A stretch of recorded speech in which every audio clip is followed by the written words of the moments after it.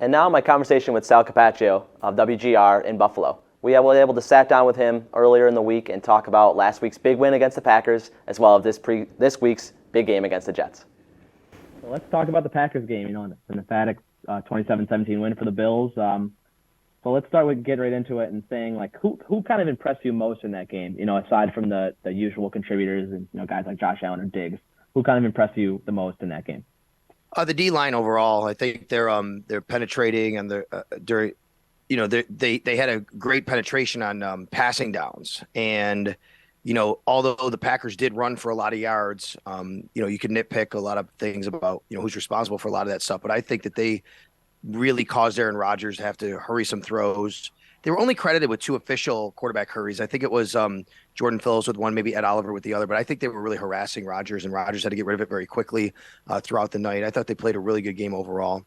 And then I think James Cook looked good, in his limited action. Yeah. He only had 15 snaps, 8 touches. I think that's a good sign for the Bills going forward. They like him to get a little bit more involved, and I think we're starting to see that, and that was a nice sign for him.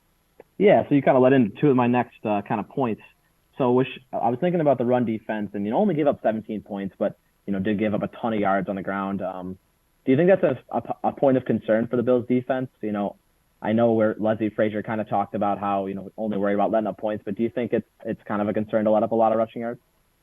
No, I don't. I think too many. It's easy to go back and think of what happened last year. You think about the Indy game, you think some other games where they did give up yards, but they've been the number 1 team against the run this year.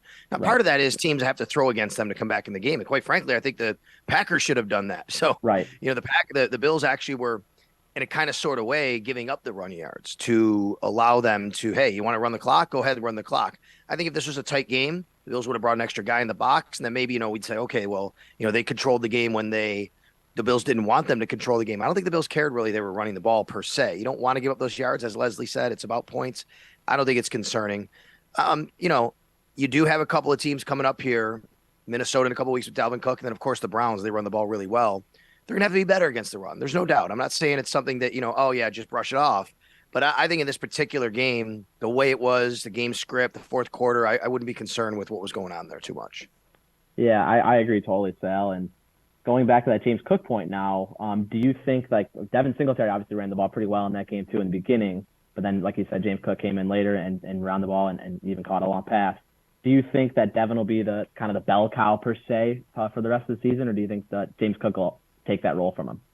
No, I can't see Devin being not the main running back. I think James Cook has a complementary role, and that's what he's been, and I think that's what he'll continue to be.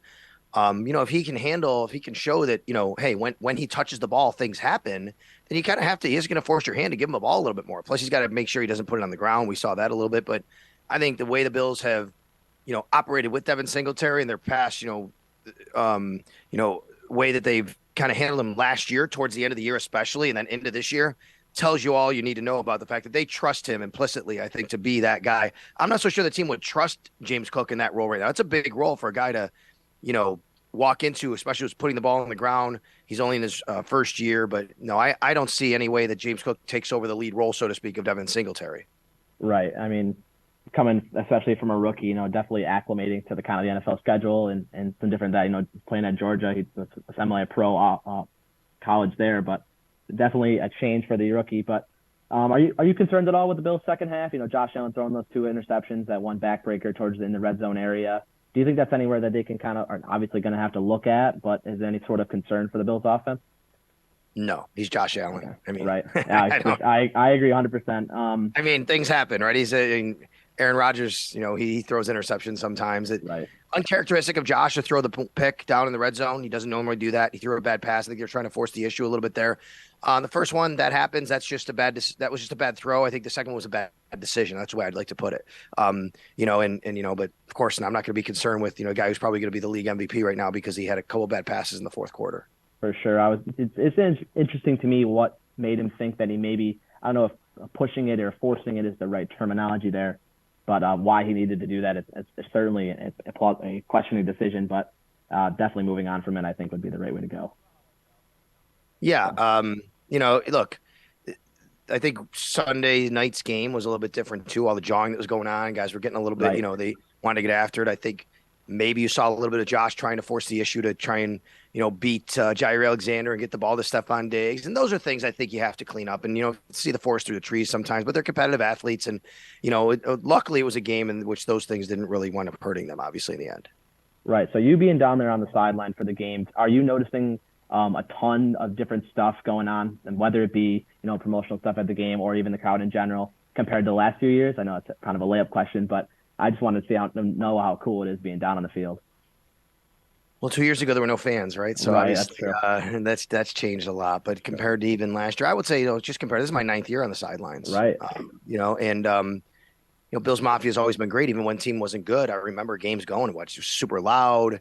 Maybe not always every single game a sellout and completely packed, but it's always been just a festive atmosphere. I think the difference now is that, every play kind of matters and it's intense. And, this team has this goal, right? Like, you go back to the drought years and I'm down there and yeah, it's great. Hey, if we win, that'd be awesome. And everybody wants them to win, but it wasn't like hanging on, okay, don't make a mistake here. Don't do something stupid. Don't lose this game, or, hey, put this team away. Like, I think that it's more about making sure that fans being more in tune with, like, these plays matter to win the game, as opposed to, this is great, we hope we win, not we're expected to win. And but no, I don't see anything different going on down there necessarily. They've changed some rules with COVID over the years and the amount of people down there, how you have to kind of operate, within your spaces and things like that. But it's been a fun year, and I would say that, going back to last year, having that playoff game against the Patriots, that might have been the most fun night. No matter how cold it was, it doesn't matter. One might have been the most fun night that I've ever been down on the field. It was pretty crazy. Right. Always love your coverage, especially on Twitter going on during the game, Sal. So let's focus on this Jets game this weekend. Coming in, I think they're like a 13 or 13.5 point favorite. I guess the first question would be then, what's the recipe for the Jets to pull off what would be a pretty sizable upset?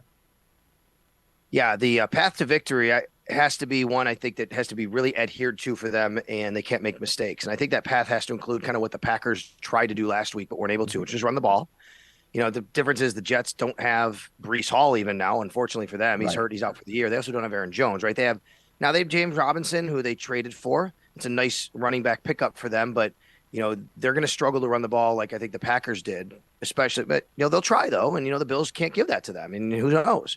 The other thing is I think defensively they're good, though. They do. They have good players at all three levels, right? I mean, I think that's where it is. They're going to have to play an old school game, I think, to beat the Bills. They're going to have to play really good defense, maybe force a turnover to maybe get Josh to make a tough decision, sack him, get the ball on the ground somehow. And then they're going to have to control the game with the run game, not let Zach Wilson beat them. I think when he gets sped up and he gets pressured, he makes some tough decisions. He threw 3 interceptions last week. Bills will try to do that. So I think they'll have to play an old school type of football game, keep away from the Bills offense, play good defense and good running. Yeah. How do you think the Bills will combat kind of it? I don't know if trap game is the right word, but kind of move on from the fact that, this is a division opponent, a game we're supposed to win, and kind of battle those expectations. Well, look, I mean, Sean McDermott's teams, I think traditionally have always just kind of had that even keel. They don't get too high, they don't get too low. It doesn't mean they've played a perfect game every week. We saw last year going to Jacksonville and lose. Those things happen once in a while. I think a lot's going to determine by injuries. As I sit here and talk right now, we don't know the extent of what Jordan Poyer, Matt Milano's situation is going to be on Sunday.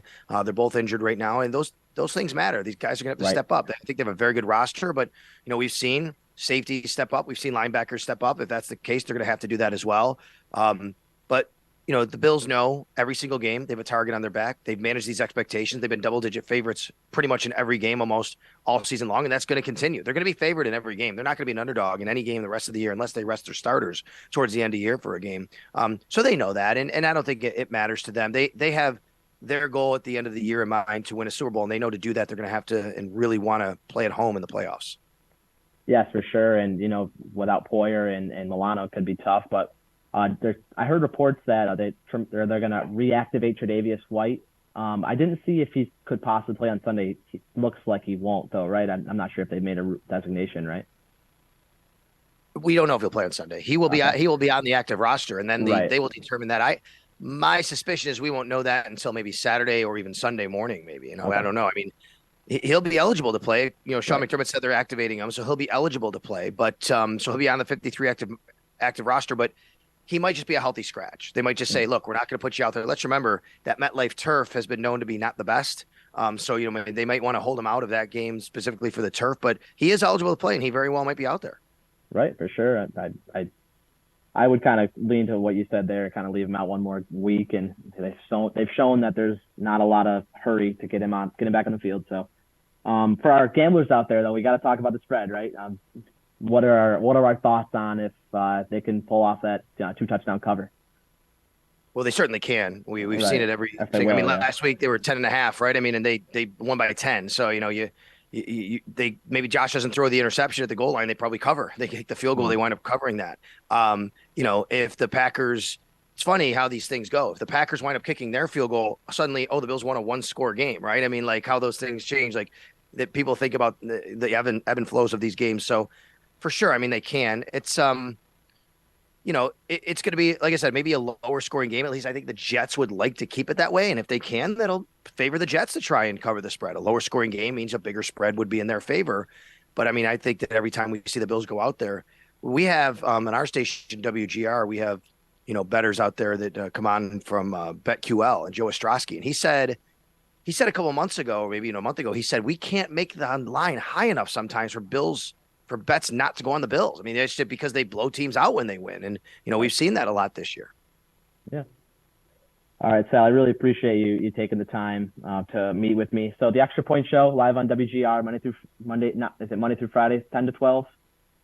And then on Twitter, 10 to 12, Monday through Friday. But yep. Yeah, I'm generally off on Tuesdays, but Joe DiBiase holds the fort down. But if the Bills play on Thursday, our schedule changes a little bit. So it's both of us. It's either way. It's Monday through Friday, 10 a.m. to 12 p.m. And then, of course, it's we have the podcast I do with Matt Bove of Channel 7 in Buffalo. We do It's Always Game Day in Buffalo, and people can subscribe to that, and it downloads right into your iTunes or Spotify browser or wherever you pod, basically. Okay, and then on Twitter, Sal Capaccio. Anywhere else we can find your work, Sal? Actually, on Twitter at Sal Sports. Oh, Sal Sports, excuse me. Okay, Yeah. Great. Yeah, I always been a great follow. I followed you for so long, and always loved your work. So we appreciate that. Yeah, no problem at all. I appreciate you reaching out, man. Awesome, Sal. Go Bills. All right. Thanks a lot. Have a great weekend. Thanks again to Sal Capaccio for sitting down with me earlier in the week to talk about that. A lot of fun for me, Rebecca, as I've been a Bills fan for a while now, and I've been following him on Twitter and listening to him on WGR for